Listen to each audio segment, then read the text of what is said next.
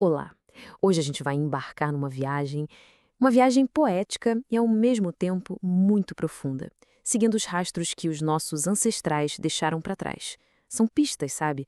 Gravadas em ossos, pegadas que viraram pedra, ferramentas. Tudo isso conta a história extraordinária de como nós nos tornamos o que somos hoje. Vamos começar essa investigação. E para começar, vamos direto àquela pergunta que, vamos combinar, todo mundo já pensou ou ouviu em algum momento.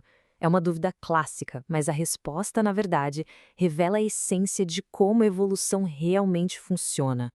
A chave para entender isso é pensar na evolução como uma grande árvore genealógica. Pensa assim: brasileiros não descendem dos portugueses que vivem hoje em Portugal, certo? Ambos os povos compartilham ancestrais em comum lá atrás. A mesma coisa acontece com a gente e os macacos. Nós não evoluímos dos chimpanzés de hoje. Na verdade, humanos e chimpanzés modernos têm um ancestral em comum que viveu há milhões e milhões de anos, e a partir desse ponto, cada linhagem seguiu seu próprio caminho. E o primeiro grande desvio no nosso caminho, a primeira característica que realmente nos diferenciou de nossos primos primatas, foi uma mudança revolucionária. O momento em que a nossa linhagem se ergueu e começou a caminhar sobre duas pernas. E a grande estrela dessa parte da nossa história é ela, Lucy. Um fóssil de Australopithecus afarensis, mas tão completo, que respondeu a uma das perguntas mais importantes da paleoantropologia. Afinal, quando foi que os nossos ancestrais ficaram de pé? E a história por trás do nome dela dá um toque humano muito legal para a ciência.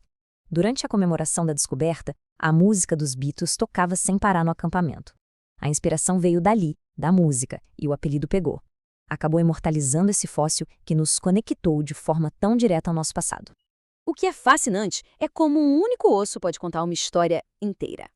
Dá uma olhada. O fêmur de um chimpanzé desce reto. Já o de Lucy, ele se inclina para dentro, bem parecido com um osso. Esse ângulo, que parece um detalhe, é uma adaptação crucial para o equilíbrio, porque ele coloca os joelhos bem debaixo do nosso centro de gravidade.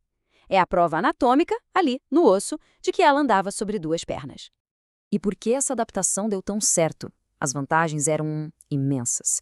Na savana, ficar de pé significava enxergar por cima da vegetação alta, vendo perigos e oportunidades de longe. As mãos, agora livres, podiam carregar coisas, proteger os filhotes, criar. E o mais importante, andar de pé nos tornou viajantes de longa distância muito mais eficientes. Uma vantagem vital sobre o sol da África. O bipedalismo, então, abriu um mundo novo de possibilidades. E uma dessas possibilidades levou a uma das transformações mais incríveis da nossa linhagem, o crescimento, assim, explosivo do nosso cérebro. Um crescimento alimentado por uma nova dieta e, claro, pela invenção de ferramentas. O nome científico para esse fenômeno é encefalização. É o processo que define a trajetória do gênero Homo e nos leva direto para a complexidade que a gente vê na nossa espécie hoje. Mas aí surge um paradoxo. O cérebro é um órgão metabolicamente caríssimo. Pensa bem, ele representa só 2% do nosso peso, mas devora 20% de toda a nossa energia. É muita coisa. Então, a pergunta é, como os nossos ancestrais conseguiam pagar por esse luxo biológico todo? A resposta, ao que tudo indica, está na dieta. A inclusão da carne, que é um alimento super denso em calorias, foi o combustível que permitiu essa expansão do cérebro. Nossos ancestrais provavelmente começaram pegando restos, sabe? Usando ferramentas de pedra para cortar a carne de carcaças e, mais importante ainda, para quebrar ossos e chegar no tutano, uma verdadeira bomba de calorias. E essa linha do tempo aqui ilustra essa jornada de um jeito brilhante. Do cérebro do Australopithecus, que era do tamanho do de um chimpanzé, a gente vê um salto enorme com o Homo habilis, o habilidoso que fabricava ferramentas. Depois um aumento ainda maior com o Homo erectus, que usou essa capacidade extra para ser o primeiro hominídeo a sair da África.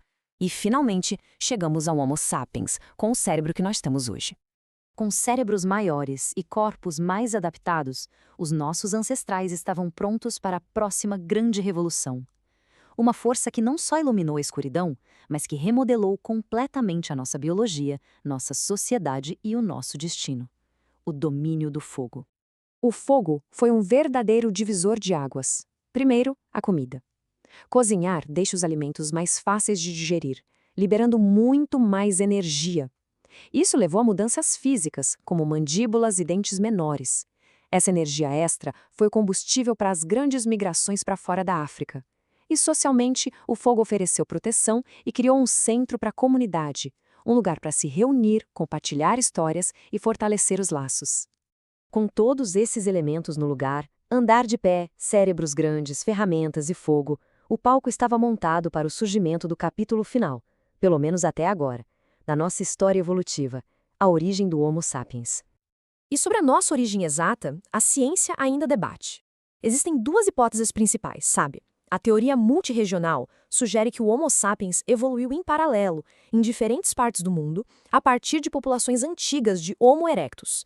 Já a teoria para fora da África, que é a que tem mais apoio hoje em dia, propõe que a nossa espécie surgiu num único lugar, na África, e de lá se espalhou pelo mundo, substituindo outras espécies de hominídeos que encontrou no caminho. O que nos leva a uma última reflexão. Desde o primeiro passo, meio incerto, lá na savana, até a complexidade do mundo de hoje, nossa jornada sempre foi de constante mudança. A evolução não é uma escada com um topo, é mais como uma árvore com muitos e muitos galhos. Isso nos faz perguntar: será que a nossa jornada tem um destino final, ou somos apenas mais um elo numa corrente que vai continuar a se transformar?